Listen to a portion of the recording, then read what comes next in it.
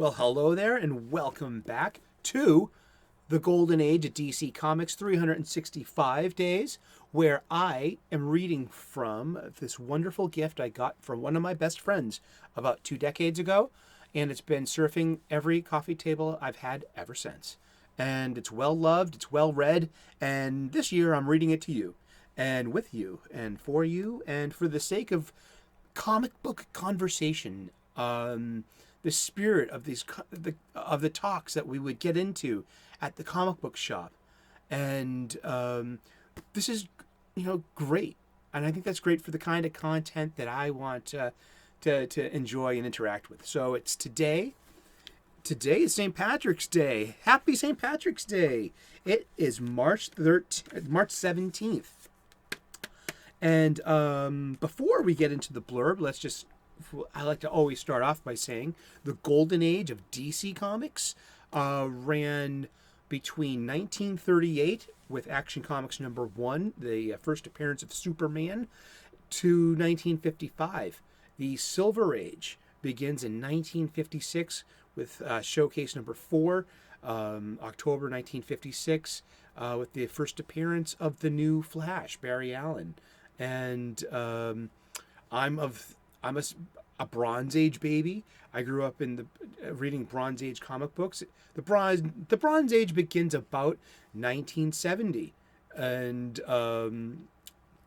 ends apparently in 1985, and with Frank Miller's Dark Knight Returns, with Alan Moore and Dave Gibbons' Watchmen, with Crisis on Infinite Earths, and also with independent comic books on the rise, such as Dark Horse, and a little thing called Teenage Mutant Ninja Turtles that was coming up through the ranks on its own, rising to the top. And these are the conversations that we have in comic book stores, and that's just how we talk about comic books. And it's St. Patrick's Day. And one of the things I don't like to talk about, but I'm going to bring up because it's part and parcel with enjoying this book and this experience, is we're going to meet history head on. This is about a 20th century lens, an era of the 20th century. We have to be aware of the problematic stereotypes and the antediluvian mores of this age. We don't share those now, but we can respect this as art, as history, and we're going to go through this together. I'm going to use my best judgment when it comes to showing images, or even, some things are just downright problematic, especially with racial stereotypes. Stereotypes, I'm trying to wrap my head around it as a 21st century person, and they served a purpose. They gave you a lot of information quickly if you shared a context. And I'm not trying to justify their use, and maybe sometimes they have a use, but the racial exaggerations, those are just, that's a sensitive subject these days. But also I want to talk about, since there are sensitivities, we're going to talk about St. Patrick's Day for a second. And we're going to look at this really awesome panel. I don't think it's problematic, but we're going to get into that subject about racial stereotypes just real quickly. It's March the 17th. Happy St. Patrick's Day. This is a really great page from Wonder Woman. Look at Steve Trevor. I look at that. That's a musical note, all right, and he's whistling. And Wonder Woman, in this feat of strength, has ripped this tree from the earth.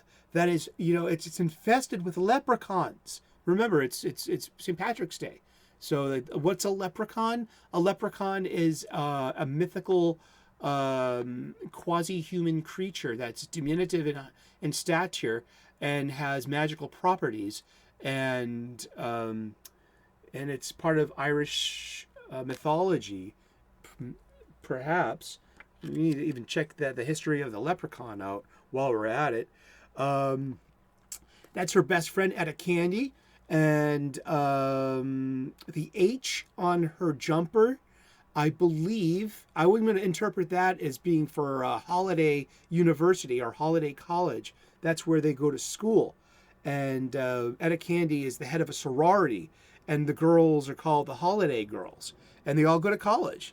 And which I think is really great for like 1941. I mean, this was made in 1945. I can see it there.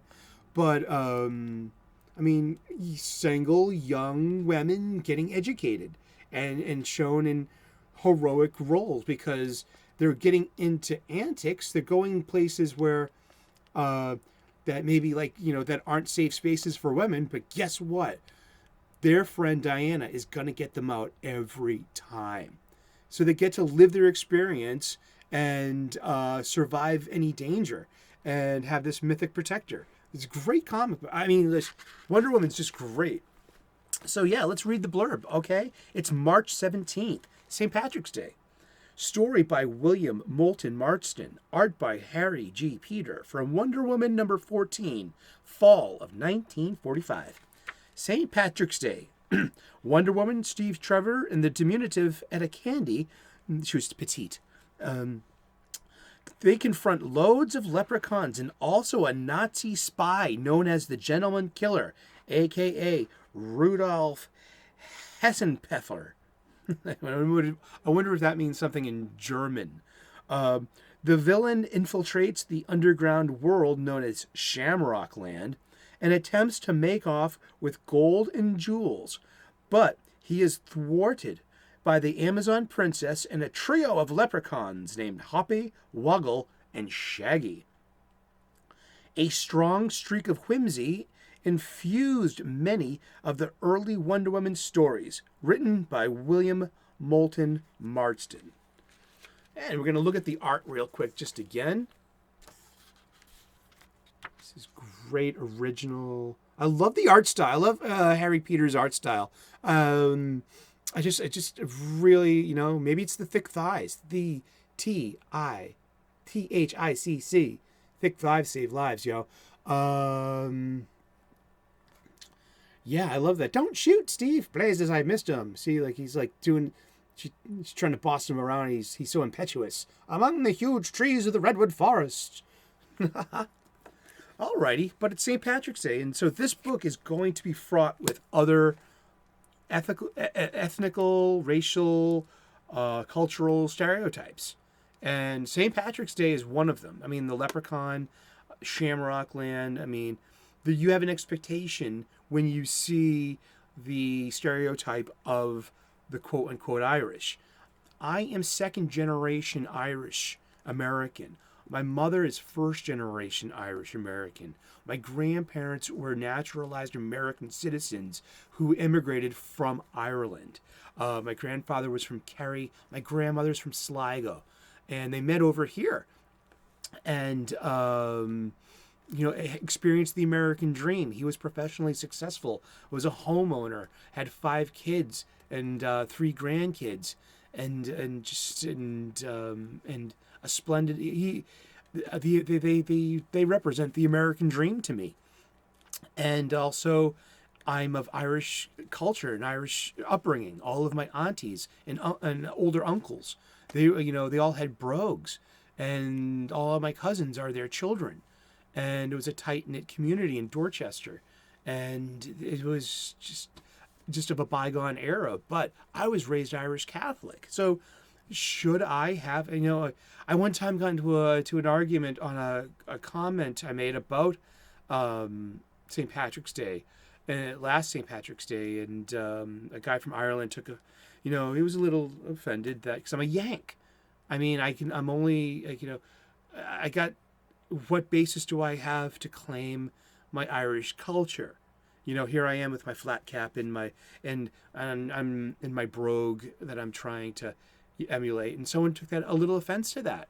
So I am aware that can happen, and I had a follow-up conversation with him on this comment thread, and we came to like, hey, and I shared my story. I'm like, I am second generation Irish Catholic and Irish American, and this, the last of my aunties to have a brogue passed away probably not even 10 years ago. I mean, there are no more brogues in my home. That's time marching on. But my house used to be filled with the lilt of the Irish music and the brogues and it was just on holidays when all the families would get together, and but are these harmful stereotypes of the Irish? We celebrate in a way these stereotypes. We shrug off any negativity associated with the whole Irish drinking, St. Patrick's Day. I think I was making the allusion to Halloween and how Halloween used to be Samhain, that's up for discussion. I mean, I see something in that. That's so the Irish. There's a lot that Irish stereotypes have, and they give a lot of information. You could be in green with the shamrock on a derby style hat, and someone would say, hey, you know what I mean, top of the morning to you, and okay, he will do, and the bag de ma. But yeah, but this book is literally filled with what we would consider today harmful stereotypes and harmful portrayals, especially harmful portrayals. There is no intent in any of this to harm by reporting the portrayals seen in this book. And I'm going to use my best judgment when we inevitably come across unfortunate racial stereotypes, because old comic books are filled with them. Old fictions are filled with them. But rest assured, they are 20th century artifacts. We can only examine them from afar, or from our place in history and what we've earned together as people. I mean, so am I allowed to feel negativity about the Irish stereotype being fair game while everyone else is? Now, you could take, if we removed Irish, left a blank, and put anyone else's culture or or nationality in that blank, would it be fair? Would it be right? And would it stand? Just asking. So maybe even leave that in the comments section too, and I'll answer that on the air in a separate video. And but yeah, look at this. We talk about comic books, and we're going to talk about comic books every day for the rest of the year. Tune in tomorrow at 3 p.m. U.S. Eastern, and we'll see what happens when we turn the page and who and what we're going to encounter in our next installment of the Golden Age of DC Comics 365. Like and subscribe if you could be so kind. Yeah, smash that like button. Give me a thumbs down if you didn't like this kind of content. I'm a big lad. I can handle it. I'm an amateur theologian, an ordained minister. Let's get spiritual. We often do. And I'm a professional chef. I make cooking videos.